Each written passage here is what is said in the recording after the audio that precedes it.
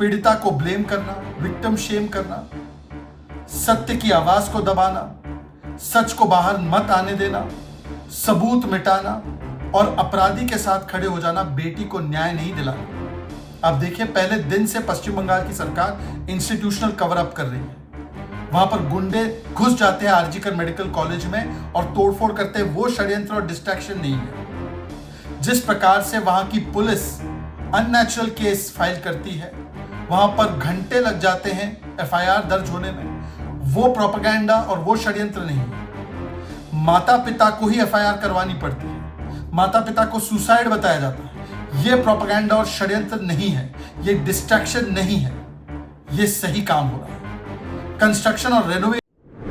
नमस्कार, आप देख रहे हैं SPN 9 न्यूज और मैं हूं आपके साथ मनीष कुमार सैन। पश्चिम बंगाल में आरजीकर मेडिकल कॉलेज व अस्पताल में एक जूनियर महिला डॉक्टर से दुष्कर्म और हत्या के मामले की जांच के तहत केंद्रीय अन्वेषण ब्यूरो यानी CBI के अधिकारी घटना के पहले और उसके बाद गिरफ्तार सिविक वॉलंटियर संजय राय की हर गतिविधियों का पता लगाने की कोशिशों में जुटे हुए हैं। यानी घटना से पहले आरोपी कहां गया और किन से मिला था, घटना के दौरान क्या कुछ हुआ और उसके बाद आरोपी की क्या गतिविधियां रहीं। साथ ही इस मामले को लेकर कहीं ना कहीं ममता बनर्जी पर भी सवालिया निशान खड़े होते हुए नजर आ रहे हैं। इस मामले में विपक्षी पार्टियों की प्रतिक्रियाएं भी सामने आती हुई नजर आ रही हैं। ऐसे में बीजेपी प्रवक्ता शहजाद पूनावाला ने इस मामले को लेकर ममता बनर्जी और उनकी सरकार पर जोरदार हमला बोला और उनको जमकर घेरते हुए नजर आए।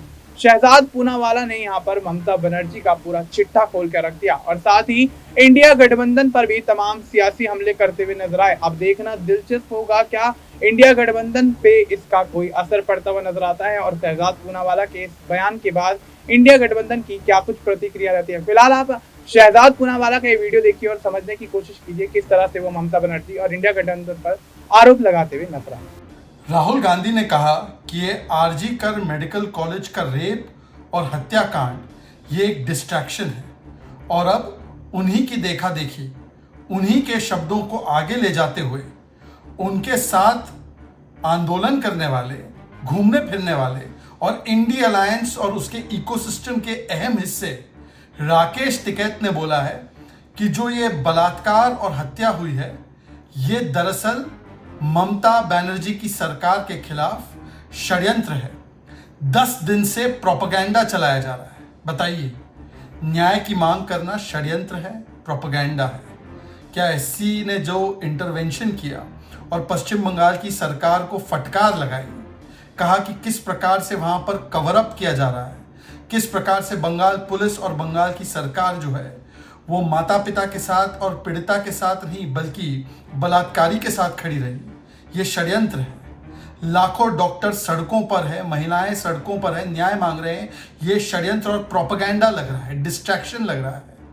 ये वही लोग हैं जो अमूमन हाथरस और दूसरी जगह पहुंच जाते हैं, परंतु बंगाल की बेटी के लिए आज जब न्याय की मांग कर रहे हैं और माता पिता कर रहे हैं, हाईकोर्ट से टिप्पणी आ रही है, सुप्रीम कोर्ट से टिप्पणी आ रही है और यहां तक कि लाखों लोग सड़कों पर उतर आए हैं, तो उसको प्रोपेगेंडा कहा जा रहा है, उसको षड्यंत्र कहा जा रहा है। क्या ये शर्मनाक बयान उन पीड़िताओं का, पीड़िता के परिवार का, लाखों उन लोगों का जो न्याय की मांग कर रहे हैं और हम सभी लोगों का अपमान नहीं है? क्या ये डिस्ट्रैक्शन है राहुल गांधी जी? क्या ये कॉन्स्पिरेसी है? शर्मनाक सोच है और इसी प्रकार की सोच लगातार, चाहे वो पश्चिम बंगाल की सरकार हो, चाहे वो अखिलेश यादव हो, चाहे कांग्रेस पार्टी हो, उन्होंने बार बार दिखाई है। पीड़िता को ब्लेम करना, विक्टिम शेम करना, सत्य की आवाज को दबाना, सच को बाहर मत आने देना, सबूत मिटाना और अपराधी के साथ खड़े हो जाना बेटी को न्याय नहीं दिलाना। अब देखिए, पहले दिन से पश्चिम बंगाल की सरकार इंस्टीट्यूशनल कवर अप कर रही है। वहां पर गुंडे घुस जाते हैं आरजीकर मेडिकल कॉलेज में और तोड़फोड़ करते हैं। वो षड्यंत्र और डिस्ट्रैक्शन नहीं है। जिस प्रकार से वहां की पुलिस अननेचुरल केस फाइल करती है, वहां पर घंटे लग जाते हैं एफआईआर दर्ज होने में, वो प्रोपेगेंडा और वो षड्यंत्र नहीं है। माता पिता को ही एफआईआर करवानी पड़ती है, माता पिता को सुसाइड बताया जाता है। ये प्रोपेगेंडा और षड्यंत्र नहीं है, ये डिस्ट्रैक्शन नहीं है, ये सही काम हो रहा है। कंस्ट्रक्शन और रेनोवेशन करवाकर तोड़फोड़ की जाती है क्राइम सीन की, ये डिस्ट्रैक्शन नहीं है, ये भी प्रोपेगेंडा और षड्यंत्र नहीं है।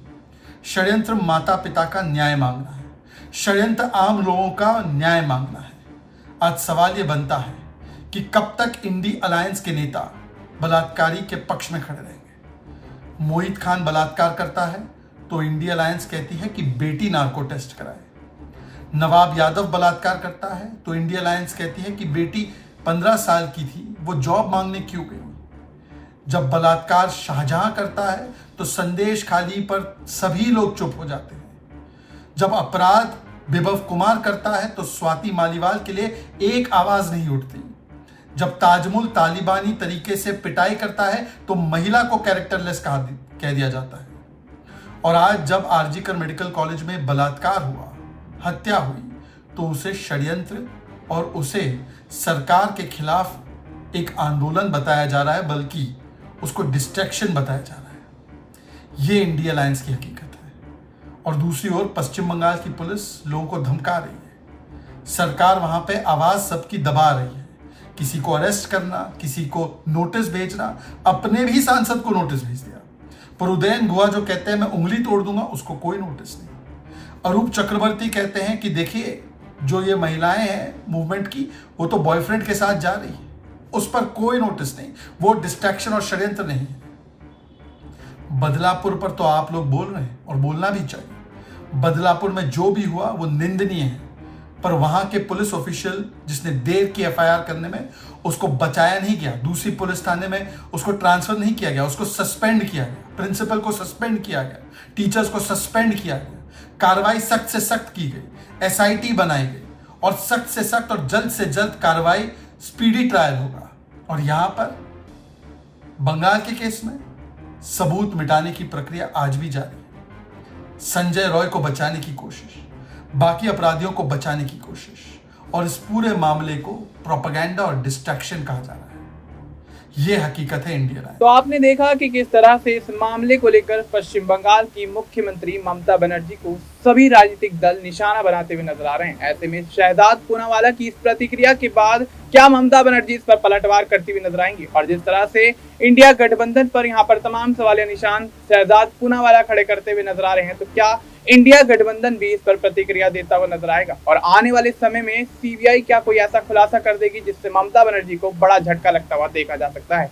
आखिर ममता बनर्जी किस तरह से इस मामले से निजात पाती हुई नजर आएंगी, ये देखना दिलचस्प होगा। फिलहाल आपको इस मुद्दे पर क्या कुछ लगता है, आप अपनी राय हमें कमेंट करके बता सकते हैं। बाकी देश और दुनिया से जुड़ी तमाम जानकारी के लिए आप देखते रहिए SPN9 न्यूज।